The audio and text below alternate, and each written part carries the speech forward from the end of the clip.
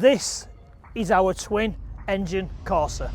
It has a 2 litre 16 valve turbocharged engine which makes 600 horsepower up front, and in the rear we have another 2 litre 16 valve turbocharged engine which makes another 600 horsepower. So we can run 600 horsepower front wheel drive, 600 horsepower rear wheel drive, or we can have them both on and make 1200 horsepower. But how do you actually build a twin engine car with 2 engines, 2 gearboxes, 1 gear stick, still 3 pedals, and in such a tiny shell of a Corsa B? So in this video, we're going to go through the step-by-step of how it was built. We're going to go through all the technical information of how we run it, how it works, what's it all about, and we're also going to show you on a day out at Santa Pod.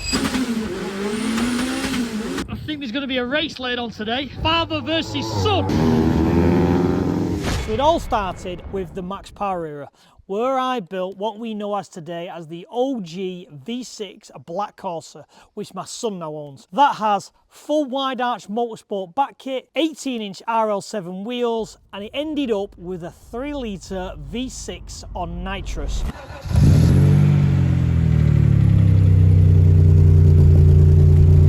So with the V6, I had it fully repainted and I wanted to use it solely for show. So I needed a new project to go on with that I could use, abuse, and not carry on making it look pretty. And this is where this started. With knowing the platform and with doing multiple engine conversions in the past for myself and for customers, I acquired this genuine L-Reg Corsa GSi shell for the grand total of £300.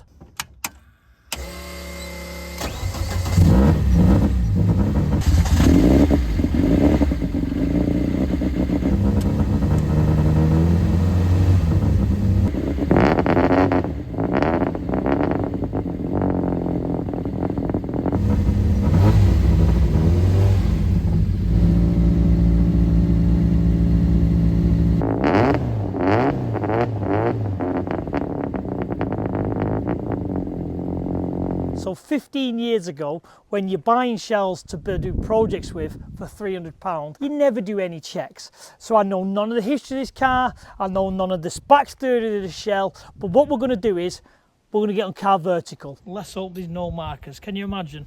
Comes back a Cat B write-off. View your report. Oh, here we go, right, okay. So VIN, 1994. Mileage, ownership, so it's had 6 owners. So first registered in 94.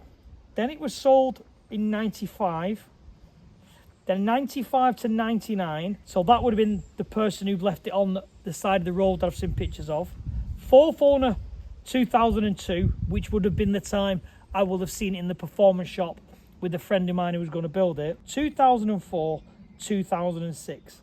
I can only imagine the 04 to 06 would have been where I've changed maybe a name or change the reg on it. I can't think what else it could be. There's no mileage discrepancies, there's no export, there's no damage issues. Thankfully, it's all good. So not all cars will be as clean, thankfully, as my twin. So take this one on the screen. You can see here, it has clean mileage, clean some history, but it also shows damage. And the great thing with CarVertical is, if it is on some damaged salvage sites, you can see all the pictures that have been loaded to show the damage of the vehicle. So use the code on screen to get 20% off. Use the link in the bio. Start using CarVertical today. So in the front, this was always going to be the easy one.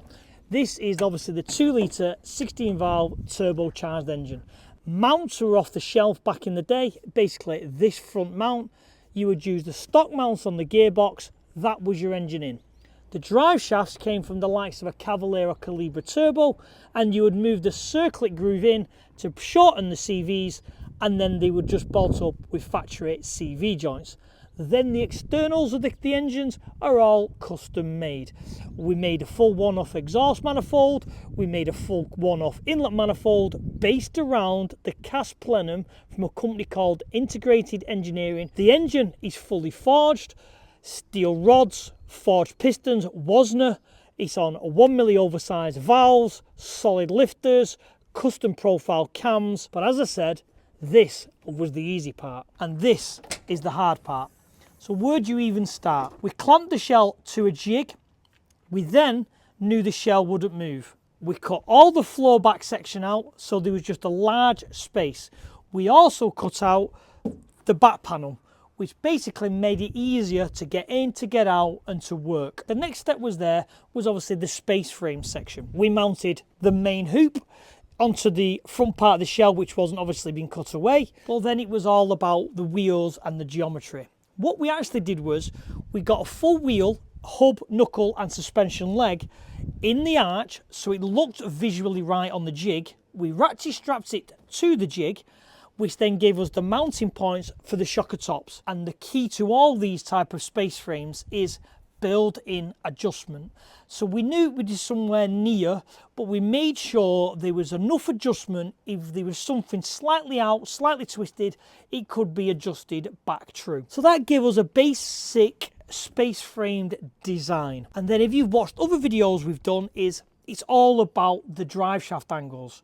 So we mounted an engine in there on an engine crane, no engine mounts, put the drive shafts in, which determined where the engine wanted to sit. And that's how we mounted the engine in the rear. But to get 600 horsepower is a whole different story. Obviously, we have humongous turbos. Didn't start like that, we started small, but as the egos get in, we got bigger and bigger. We actually ended up here now with the Precision 6262 roller bearing turbo. We're on tile blow-off valves, tile external wastegates, and then we have the external charge coolers, because you've got to think of, in the rear of these cars, there's no air. So somehow you have to cool the charge, which then getting onto the water system is another headache. So all the water flows through both engines and is all cooled by this large radiator and an electric water pump. Then moving forward on the radiator package, there is actually two, which are actually for the charge coolers. The front small one is for the rear, and the reason for it being slightly smaller is because there is a full length of pipe from front to rear. So I thought there's an extra volume of water, plus with it being kind of stainless and air going under it, it will cool slightly. And then this one, which is the slightly bigger one, is for the front charge cooler. So now we've got them both mounted, we've got some kind of water system. Now it's getting them both working together. So in here you can clearly see it is nothing like a Corsa B. It has been fully adapted to suit the purpose in hand of the two engines. And the one key part in here that everyone wants to see is the gear shifter, because it is still a manual H pattern gearboxes on both ends. So how this works, it has 4 cables attached to it, 2 going back, 2 on the side. So these two, that goes back, loops round and goes to that gearbox. This one is identical, loops round here and goes to the front gearbox. This goes backwards to the rear engine, and that one then shoots off backwards to the rear engine. So as you can see, these two are for your pull backwards and forwards, and these two are for your side to side. And then the good thing is everything is quick release. So if I disconnect these two now are for the front engine. So I'm only changing gear on the front engine, and then vice versa, put them two on, take them two off, and you are just changing gear on the rear engine. It was always the thing in my head I had to figure out. It took me a lot of thinking, a lot of time, but honestly it worked first time. But the next problem was how to make each engine engage together. So we actually have down here a floor mounted pedal box, and on the clutch pedal we have 2 cylinders which go off, which engage the clutches on both engines. And then moving over to the accelerator pedal, it has 2 cables, 1 pedal.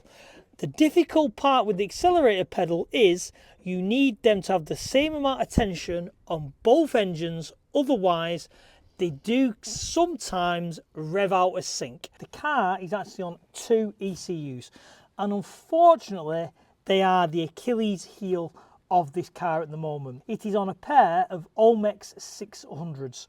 They are very, very basic, they are very dated, and we do not have the facilities to kind of fine-tune things like the new modern ECUs. So moving on to the wheels and tyres, we have the stock Cavalier and Calibra Turbo wheels, basically picked because they're a rare option on Corsas, people don't really do them, plus they kind of suit the turbo engines which came from them as donor cars. Then we've got these brand new tyres, thankfully, which are the Accelera 651 Sport semi-slick tyres. We're trying these out because the original tyres were well over 20 years old, and now we're kind of down the card in.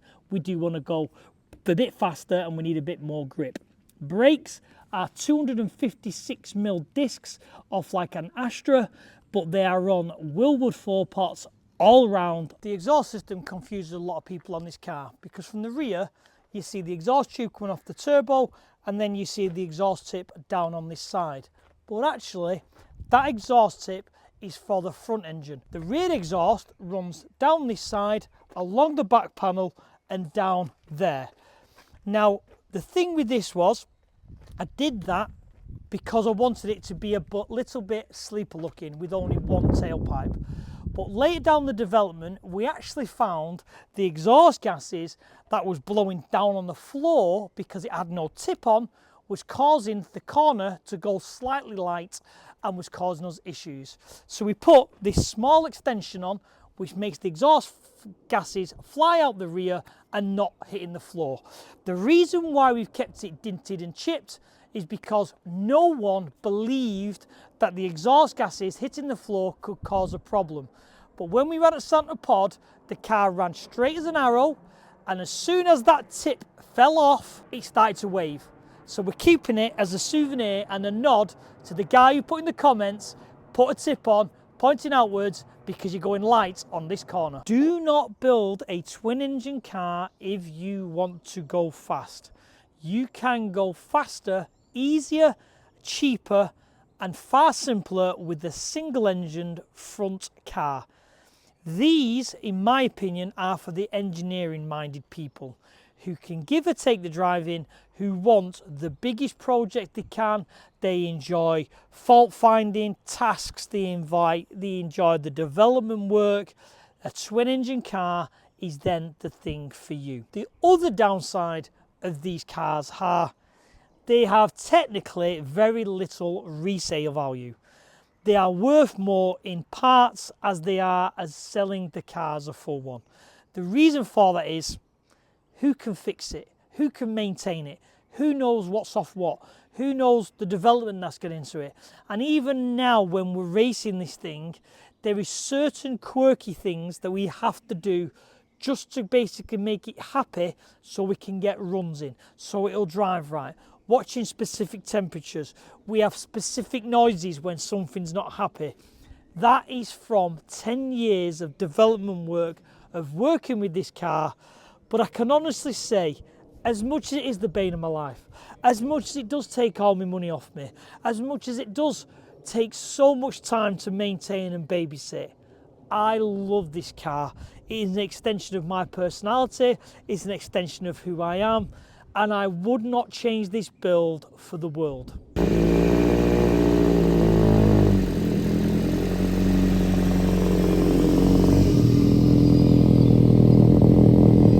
Corsa's on the ramp. That can only mean one thing. We are going out and doing some racing. The engine sounded like it was down a bit of compression. We've done a compression test and we are down across 2 cylinders. We are inspecting it now. We're doing a compression test. I've just put some oil in the bowl. I'm going to see if it's the valves. Fingers crossed it's the valves that I can pull it off and just relap them. Headache, headache, headache. Yeah, last minute as always. See the black bit there? Potentially. I've put oil in each one and they all seem to be draining at the same kind of speed. So fingers crossed it's just a valve issue. So let's go and annoy Tom. So we have arrived at Oldham Engines. Hopefully Tom's going to give me some good news. And he's going to tell me we can sort this out in the next hour. Tom is well happy I've turned up on a Monday morning with this cylinder head.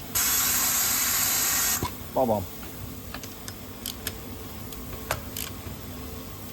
That's 4. That was the bad one. We'll do 2. That was the bad one. Oh, that was a bad one. That one, sorry. It was a bad 2 one. was bad. Right, so it's looking like it's just popped the gas. Yeah, looking like it's just popped the That'll gasket. do me. It's just a gasket. I'll throw a gasket on. Well, I've still got to skin the bugger. Yeah, but that's your job, not mine. Yeah. The morning after picking up the head It is now 10:30 and we are back together. If this thing fires and we have no leaks, no issues, and it runs fine, we can make the Creators Day. Let's have a go.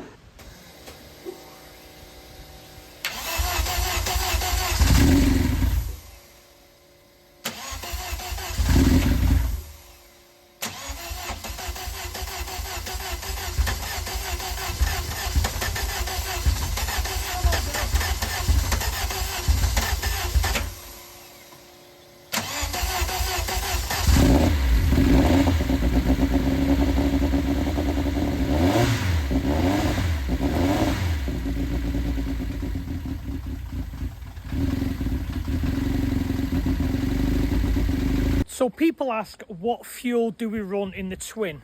Now what we use is, we use a 99 octane from the pump, but we use an octane booster. And Baldal has come through with the octane booster for this season. So this gives you an extra 3 run ratings. So if you go and get 99, this will make it 102. And what that means is, your engine can take more timing, it's more detonation resistant, and it's just an all-round better fuel. The higher the octane rating, the better it's going to be on your engine.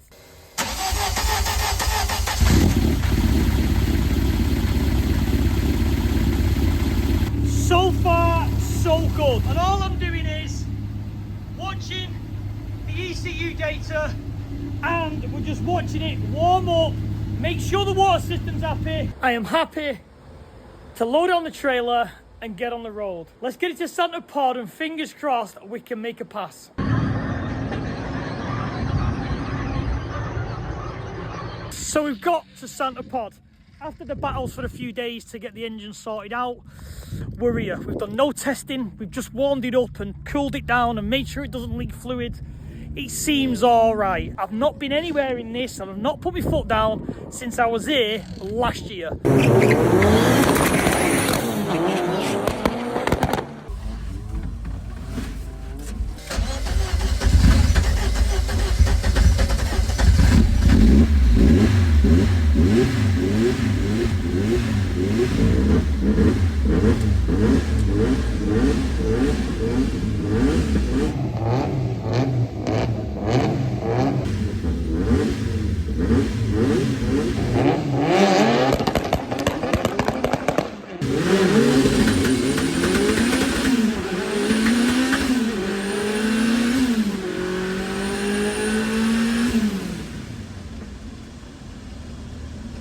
So first run, as I say, was just getting the monkey off my back. I wanted to be rush, I didn't want to think about it. I literally just wanted to arrive, get it off the trailer and get up as quick as possible. And that's what we've done. So proud dad moment here. My son is going down in the old V6. I don't think I've ever been down in this car. First time ever. I've not been down podding this. He's going down, first time ever. I'm well excited for him.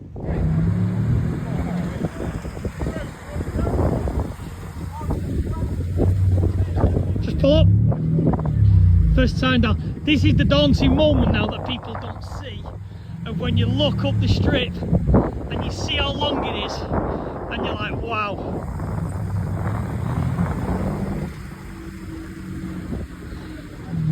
I've had this car now 25 years and it's the first time it's ever been down, and the first person to take it down is my son.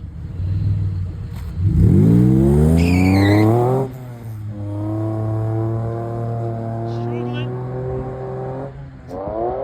Sounds like the gear selector's shifted on that thing. But at least he's got it down. We'll fix it when we get back. How was that? Good. It's not weird because obviously it's always near the red line. Yeah. I expected it to go and then stop. No, it always goes up. It's just constantly just there. And I was like, am I in gear? And until the first run, that's why Yeah. I went off. Because I thought I started the drive shaft. So Right, it kept okay. revving. Yeah. And I thought, and then I was come off, it's fine. But Good. yeah, it was weird because it just kept revving. It's nice to see the old girl going up. Yeah, Nice. I think there's going to be a race later on today. Father versus son.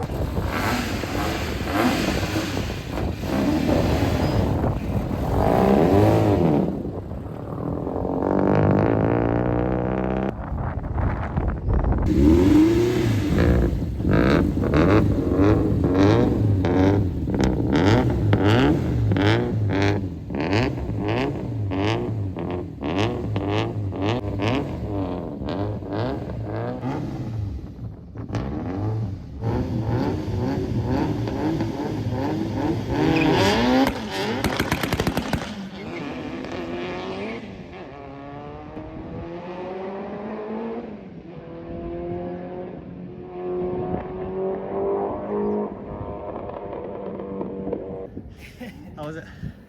It got a bit squirmy. Seemed like it did in third, maybe. I think what happened had something to do with it. It hit the limiter on the front engine. The back engine was dragging. So then I tried to get into second, then it bogged, and then as I got into third, it had lost momentum and unloaded the suspension and started waving me around. But it's seat time, and that's all we want. The more time in that seat, the more I learn the car.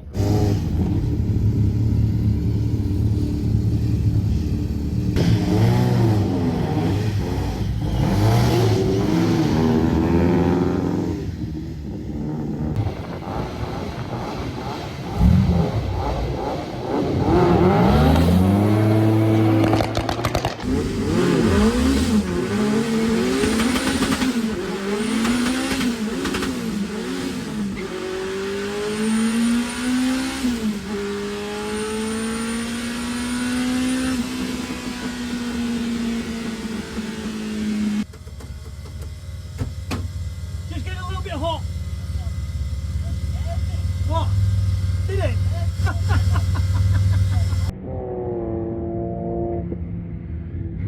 So, third run, raced my son, quite enjoyed that. He panicked as I launched it because the noises, the bangs and everything else. We had some problems on the run. I think I couldn't get it into third. Yeah, it just wasn't a great run at all. Plus, I'd stopped to turn the water pump on because I needed to.